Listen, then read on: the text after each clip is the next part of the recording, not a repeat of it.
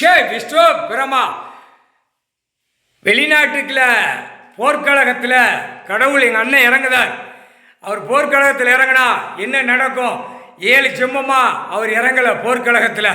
இந்த ஜெம்மத்தில் போர்க்கழகத்தில் வெளிநாட்டில் இறங்கிட்டார். வெளிநாடை சுத்த சைவராக அழிச்சிருவார். காற்று, மழை, புயல், நிலநடுக்கம், இந்த தீ 5 கணக்கில் முடிச்சிருவார். தீ வரும், கைலாசத்தில் சுற்றி சுற்றி விட்டுட்டான். தீ கைலாசத்தில் உள்ள ஒரு தென்னை மரத்தை அது கருகி போச்சு.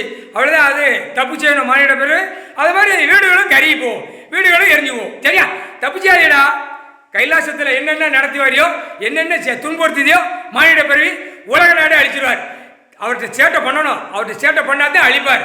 இப்போ எல்லாம் சேட்டை பண்ணிட்டார், இப்போ எரிப்பார், எரிவான். தமிழ்நாட்டில் நிறையா எரிச்சல்ல சாம்பலாகி போயிடுவான். தமிழ்நாடு அடுத்து வெளிநாடும் எரிச்சலில் விடுவார். டெல்லி விடுவார், காற்று விடுவார், புயல் விடுவார், நிலநடுக்கம் விடுவார், தீ விடுவார், எல்லாமே விட்டுக்கிட்டே இருப்பார். சோழி முடிஞ்ச இளமச்சம்பளம் கனி, இளமச்சம்பளம் கனி வீசி எறிவார்.